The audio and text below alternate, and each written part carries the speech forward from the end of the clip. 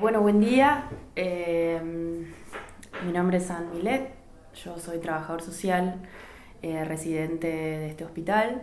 Eh, y la idea es contarles un poco los resultados de la investigación que fue becada también por este hospital en el periodo 2017-2018 y que se titula Barreras en la accesibilidad de personas trans de la Ciudad Autónoma de Buenos Aires a los tratamientos por uso problemático de sustancias. Y algo que me parece que está bueno tener en cuenta tiene que ver con la unidad de análisis, que en su momento yo la pensé a la hora de centrar la unidad de análisis, yo pensé en que lo que yo tenía que analizar o lo que yo tenía que poner en ese campo para el diseño de la investigación eran las personas trans. Eran las personas trans que deseaban realizar un tratamiento, lo habían realizado o lo estaban realizando, digamos, ¿no? Y me parece que este es un claro ejemplo de cómo opera el cisexismo a la hora de pensar la investigación y a la hora de producir conocimiento, ¿no? El cisexismo, como cualquier otro sistema de opresión, produce escenas de la vida cotidiana y nos dice dónde tenemos que poner el foco, ¿no? ¿Qué es lo que tenemos que mirar? ¿Qué es lo que es plausible de ser investigado, de ser objeto de estudio, de ser medido? ¿Y qué no hace falta que miremos que está ahí, que está bien que suceda y que lo dejamos pasar con naturalidad? El hecho de que incluso con un bagaje teórico, con un interés particular por los estudios trans, con años de militancia y con lectura, y siendo una persona transmasculina, yo al momento de pensar la unidad de análisis pongo a las personas trans en ese lugar. Hoy en día pensaría en ese lugar la relación, el vínculo entre estas personas y estos dispositivos. Y no me parece algo menor, me parece que es claro, como un ejemplo, como con las mejores intenciones, con un conocimiento de base y con un bagaje teórico que sustenta como la producción de este conocimiento, de todos modos se puede caer en los tropezones que el cisexismo ha arbitrado para que sigamos poniendo el foco en el mismo lugar y sigamos analizando la otredad, lo abyecto, lo distinto, lo diferente. Y ahora sí, yendo como más puntualmente a los resultados de la investigación, condensé los resultados en 5 esferas, digamos, y la primera, por ser un emergente inesperado, un hallazgo que no estaba planificado en la investigación y no hacer a los objetivos de la investigación, no tuvo después un posterior análisis, porque creo que para poder analizarlo y para poder pensarlo necesitamos un trabajo comprometido y con una carga teórica que excedía a esta investigación, que tiene que ver con la relación entre el trabajo sexual, el ejercicio de la prostitución y la situación de consumo, digamos, ¿no? Yo hablo de ejercicio de trabajo sexual y situación de prostitución como doble nomenclatura porque las mismas pibas entrevistadas lo pensaban como distintas categorías y en distintas situaciones, digamos, ¿no? Y lo que ellas relatan en las entrevistas es que ellas, 4 de las 5 entrevistadas, comienzan a consumir en situación de trabajo o de situación de prostitución, y ellas nombran 3 razones.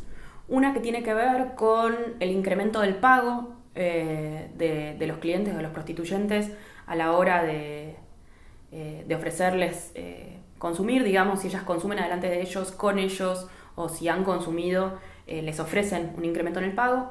Otra tiene que ver con la desinhibición, con la posibilidad de acercarse, de ofrecer algo, de estar más sueltas, de bancarse los tipos, también dicen. Y la tercera tiene que ver con el frío del invierno y con bancarse el frío del invierno, con soportar el frío, algo así como anestesiar el cuerpo con el alcohol o con la cocaína y no sentir el frío del invierno, que claramente puede ser muy crudo. Y otra particularidad en cómo se configura este consumo, que no me parece menor, es que las chicas relatan que en momentos en los que se les ofrece este consumo por fuera del contexto de trabajo, ellas no consumen, digamos. Si están en fiestas, si salen a bailar, si tienen cumpleaños en la casa, lo que fuere, no tienen el consumo que tienen a la hora de laburar, que ellas dicen que consumen solamente en la zona. Y que de hecho muchas de ellas son migrantes al momento de retornar a sus provincias de vacaciones o volver de visita o lo que fuere, no consumen y muchas veces no sufren craving y no sienten la abstinencia, no sienten ni siquiera deseos de consumir. Entonces, me parece que es como una configuración muy particular del consumo que está buenísimo empezar a pensarla y empezar a analizarla, y que es necesario hacerlo de una manera comprometida y sensata, digamos, ¿no? Otro eje de resultados tiene que ver con la forma en la que circula la información y la colectivización de esa información, y cómo esa información es fundamental para un primer acercamiento a un dispositivo. Las chicas lo que relatan es que cuando se acercan a algún dispositivo de salud lo hacen porque otra compañera se los ha recomendado. Y entonces me parece que por la forma en la que circula esa información, esos acercamientos y distanciamientos, más allá del impacto que puede suponer que un dispositivo se autoproclame amigable e intente tener prácticas amigables para las personas trans, lo que hace mella en ese acercamiento inicial es cómo han tratado a una compañera antes que a ella, digamos, ¿no? Cómo una compañera se ha sentido alojada o se ha sentido bien tratada y entonces recomienda ese lugar. Y cómo antes de ir a buscar un espacio cualquiera, lo primero que hacen es preguntarle a otra compañera a dónde podrían ir o dónde estaría bueno ir. Entonces acá yo lo que propongo es en esta relación desigual de posibilidad de acercamiento y distanciamiento entre los dispositivos y las usuarias, propongo un acercamiento de los dispositivos hacia organizaciones sociales. Hay un momento en donde uno de los profesionales relata que en un hospital en el que él trabajaba se dio un incremento muy importante de consultas de personas trans, y que él lo asociaba directamente con un trabajo conjunto entre ese hospital y una organización civil que trabajaba cuestiones LGBT. En tercer lugar, otro de los hallazgos que me parece que está bueno comentarles tiene que ver con el momento de empadronamiento de las personas trans sin cambio registral. Y lo que me parece que está bueno tener en cuenta es que, más allá de que a la hora de preguntarles a las chicas por el uso correcto de nombres y pronombres en distintos dispositivos de salud, y ellas mencionar que nunca han sufrido un acto discriminatorio o un uso incorrecto de sus nombres y pronombres, a la hora de preguntarles a los profesionales se identifica un error en la forma de empadronar a personas sin cambio registral. Y acá me parece que está bueno pensar esto. Les quería traer también un antecedente, que es Anaí Farhi, que es una antropóloga que trabaja bastante la relación entre las personas trans y los dispositivos de salud. En 2016 ya trae este problema y comenta que ninguno de los dispositivos que ella analiza aplican el artículo 12 de la Ley de Identidad de Género, que es el artículo que dice que cualquier persona puede inscribirse en cualquier institución pública o privada con el nombre que desee, y que en el caso de tener que inscribir algo que vincule eso con el DNI, hay una fórmula que el mismo artículo explica cómo hay que construirla, y es muy simple, digamos. O sea, es un movimiento muy simple que ninguno de los dispositivos analizados en esta investigación cumple tampoco, digamos. O sea, Anaí ya lo presentaba en 2016, en 2018, con el análisis de estos 5 dispositivos, tampoco estaríamos cumpliendo la ley, digamos. Y algo que me parece que está bueno tener en cuenta es que a partir de mi experiencia profesional y de la investigación, los resultados, los relatos de estas chicas, podemos ver que el trato verbal y los registros en historias clínicas se han vuelto cada día un lugar más amigable para el uso correcto de nombres y pronombres. Creo que si hay algo que hemos logrado como sociedad es entender que los nombres y los pronombres de las personas trans se respetan, e incluso creo que se ha vuelto como algo mal visto no respetarlo. Pero de todos modos, los actos administrativos, el acto de dar de alta un tratamiento, que para las personas trans que no tenemos un cambio registral es un momento complejo, tensionante puede llegar a ser, porque mostrar el DNI puede suponer una malgenerización, puede suponer puede suponer una práctica sexista pura y dura, de las más simples, de poner en duda la identidad. Y que entonces no tiene que ver con el movimiento de empezar a cumplir la ley, no tiene que ver con cómo percibimos esa tensión o cómo nos tratan o no nos tratan, sino con qué es lo correcto. estandarizar el empadronamiento de las personas trans sin cambio registral y cumplir el artículo 12 de la ley es lo correcto, es lo que la ley solicita a los distintos dispositivos de salud, de educación, cualquier espacio en donde una persona trans se quiera inscribir, incluso sin el cambio registral. Esto considero que es un movimiento bastante simple, es tan simple como leer la ley, explicarla a las personas que se encargan de hacer ese empadronamiento y ponerlo en práctica. Y es un movimiento que puede tener un efecto fundamental en esa relación de accesibilidad. Otro hallazgo que me parece que es muy relevante, no únicamente para pensar la accesibilidad entre personas trans y dispositivos de salud mental, sino también para pensar el concepto de accesibilidad. Al momento de preparar el diseño para la investigación, yo tomo la accesibilidad que produce la accesibilidad relacional, que es un concepto que produce un equipo de trabajo en el que está Alicia Stolkiner, y le sumo algo que a mí me parecía que era necesario para pensar sobre todo esta investigación, que tiene que ver con, además de ser una relación donde hay una distribución desigual de capitales, donde pueden distanciarse y acercarse estos dispositivos o estas personas que buscan atención, a mí me parecía que era necesario explicitar que cuando esos dispositivos son estatales, de un lado se cargan responsabilidades y del otro se cargan derechos a ser cumplidos efectivamente, digamos, ¿no? Y al momento de hacer las entrevistas emerge algo que me parece que está muy bueno tener en cuenta, que es como el valor de las otras personas que también circulan en la misma institución como usuarias o usuarios, ¿no? No dudo al momento de pensar que un acompañamiento amigable, de cercanía, de buena predisposición de otras usuarias y otros usuarios en un tratamiento facilita la accesibilidad, estimula a sostener ese tratamiento y a seguir participando, y que movimientos en el otro sentido estimulan a abandonar ese tratamiento, ¿no? Si nosotras o nosotros vamos a un dispositivo de salud en donde sabemos que siempre va a haber alguna persona que nos va a tratar mal o que nos va a decir algo, ya sea profesional o no, digamos, aunque sea un compañero o una compañera del tratamiento, eso puede desestimular ese acercamiento. Y acá me parecía que estaba bueno leerles una pequeña cita que me parece que pone muy de manifiesto esta sensación. Esta es una de las entrevistas a una de las usuarias. Y el chabón dice no sé qué, no sé cuánto, los putos, me tienen harto los putos. Después lo reatendimos al chabón. Le hicimos entender que eso era insultante y discriminatorio y que nunca más lo tenía que volver a hacer. Porque él tenía actitudes así. Porque no era por nosotras ni para nosotras. Era porque el chabón decía, puto, como dicen los chabones en la cancha. Y cada vez que se le iba a mandar y decir puto, nos miraba a nosotras y decías, no es por ustedes, Digo, no me parece menor.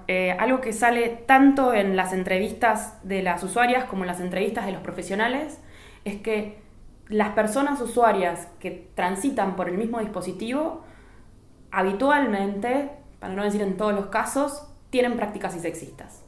Y tienen prácticas de poner en duda esas identidades, tienen prácticas de hacer comentarios transfóbicos, tienen prácticas de generar entonces un efecto en esa accesibilidad. Y acá me parece que está buenísimo pensar entonces esta accesibilidad relacional, que hasta este momento la veníamos pensando con dos actores, con los dispositivos por un lado y los usuarios por el otro.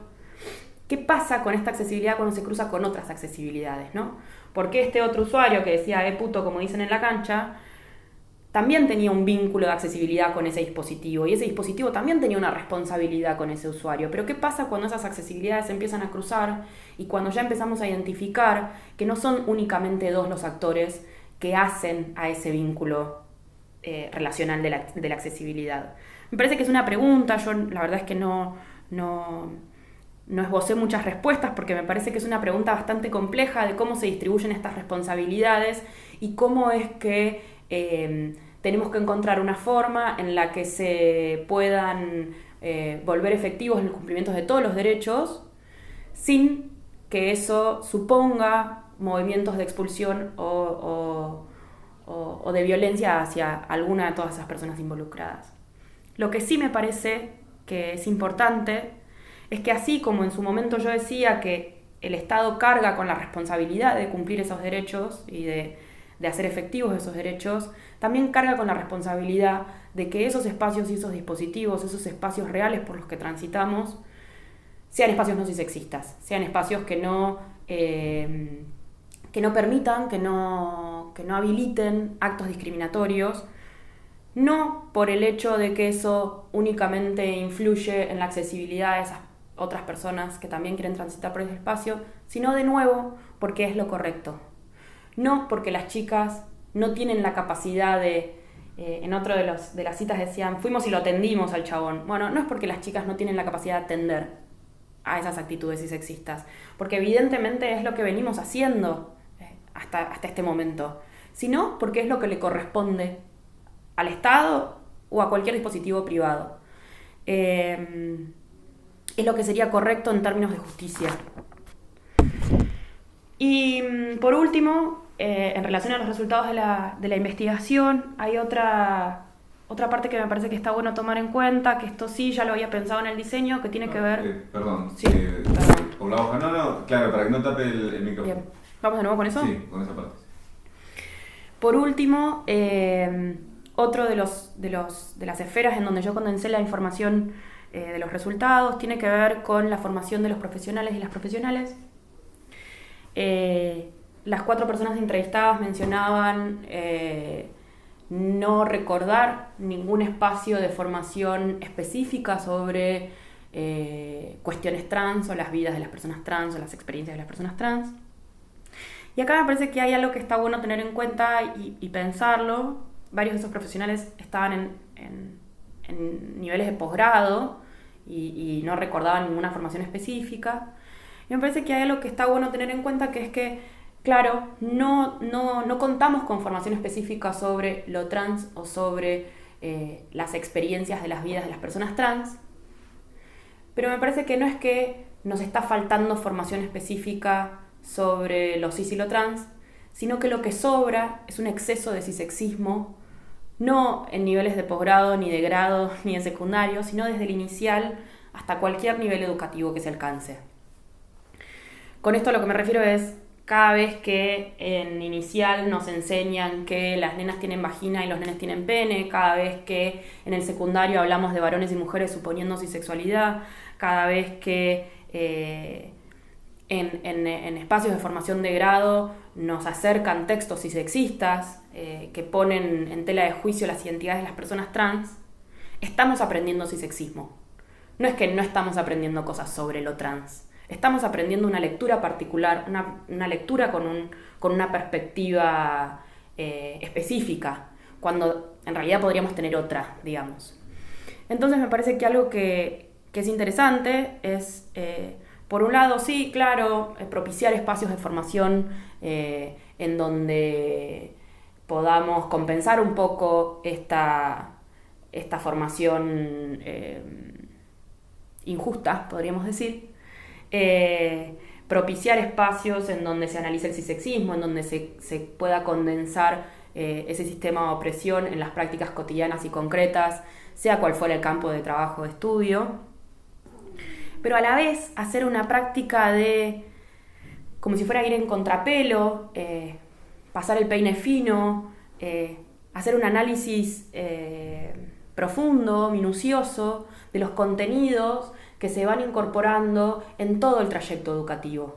Necesitamos hacer ese trabajo, ese proceso inmenso de poder analizar toda la currícula y toda la formación y dejar de pensar que el único problema que tenemos es que no tenemos formación específica, no tenemos una materia optativa en el grado o no tenemos un posgrado que se especialice sobre lo trans.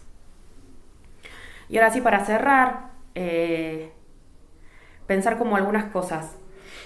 Este trabajo es un esfuerzo, es un intento de empezar a explorar este vínculo entre las personas trans y los dispositivos de salud mental, porque entiendo que ese vínculo tiene particularidades, y tiene particularidades distintas a las que presenta el vínculo entre las personas cis y los dispositivos de salud mental. Y me parece que algo importante es entender que esas particularidades no están producidas por las vidas de las personas trans, no están producidas porque nuestras vidas son raras, son distintas, son extrañas. Están producidas porque ese vínculo se gesta en un marco cisexista, porque la forma, el espacio, el tiempo en el que se ha producido ese vínculo y esa forma de entender ese vínculo es cisexista. No hemos podido producir un vínculo entre los dispositivos de salud y las personas trans que no sea cisexista aún. Me encantaría soñarlo, me parece que es un lindo ejercicio para la creatividad, digamos. Y que entonces me parece que lo que tenemos que pensar y donde tenemos que poner el foco, de nuevo pensando dónde ponemos la luz y qué es lo que iluminamos, es ese marco. Es ese marco que produce ese vínculo particular. Y tal vez soñar con cómo sería entonces otra atención. Y traer dos ideas finales, una que tiene que ver con la idea del caso interesante, que es algo que circula muchísimo en el campo de la salud. Un caso interesante, ya de hecho la simple expresión connota que sería como un caso más valioso, menos aburrido, más desafiante, que estimula la creatividad, que nos hace reflexionar y pensar cosas nuevas, del que aprendemos, del que podemos escribir y después producir conocimiento y compartirlo. Y hay otra idea que se viene trabajando sobre todo en los Estados Unidos, que es el síndrome del brazo roto trans, que lo que dice es que muchas veces lo que pasa es que una persona trans se acerca a un dispositivo de salud con una dolencia, por ejemplo un brazo roto, y las respuestas que recibe de los equipos muchas veces vinculan esa dolencia con el hecho de que esa persona es trans o con los tratamientos que hace para modificar su cuerpo. Y que además hay una expansión del interrogatorio, ¿no? Que se empiezan a preguntar cosas que no tienen que ver con esa dolencia. Y yo entiendo que con el caso interesante pasa algo muy parecido. Pasa esta idea de yo también estoy aprendiendo, ¿no? Aprender con los pacientes, aprender sobre las cuestiones trans. Y me parece que está buenísimo que las profesionales y los profesionales tengan ganas de aprender y tengan ganas de empezar a hacer un análisis real sobre el cisexismo y cómo se logra escurrir por sus prácticas. Pero me parece que es un problema cuando las personas trans que se acercan a esos dispositivos pasan a hacer experiencias de aprendizaje. Cuando esos conocimientos que podríamos incorporarlos a partir de lecturas, a partir de una formación sincera, son incorporados a partir de expandir ese interrogatorio y empezar a preguntar. Y acá voy con cosas re concretas que son muy habituales en las entrevistas a personas trans, en un montón de dispositivos, digo, no necesariamente en los de salud mental, que es ¿cuándo te diste cuenta? ¿Les contaste a tus viejos? ¿Qué pensás de tus genitales? ¿Querés operarte? ¿Tomás hormonas? Un montón de preguntas que a las personas cis nunca se nos ocurriría preguntarles, que no les preguntamos, pero que a las personas trans parece que tuviéramos el acceso, ¿no? a hacer esas preguntas. Entonces, para contrarrestar estos síndromes o estos errores o estos movimientos, propongo dos contramovimientos, digamos. Uno es desplazar esta atención especial o esta atención diferencial hacia las personas trans a una atención especial a nuestras prácticas. Dejar de mirar a las personas trans como algo a analizar y empezar a mirar nuestras prácticas y la forma en la que pensamos esos tratamientos. Y el otro movimiento tiene que ver con un corrimiento inverso, algo que haga como algún tipo de reparación, teniendo en cuenta que esta ampliación del interrogatorio es algo muy habitual y que muchas veces no tenemos ganas de contestarles a los médicos que no tenemos ganas de contestar eso y que no hace a la consulta, y muchas veces terminamos contestando cosas que ni siquiera son reales solamente para que nos dejen de preguntar. Y entonces hacer un movimiento reparatorio que sea, por ejemplo, no aprender sino con propiciar lecturas, propiciar espacios de profesionales para el debate y para la formación, no expandir el interrogatorio y no caer en esta idea de siempre terminar vinculando la dolencia o el padecimiento al hecho de que esa persona es trans. Si esa persona no lo trae como algo que padece, entonces no lo es. Eso es todo. Muchas gracias.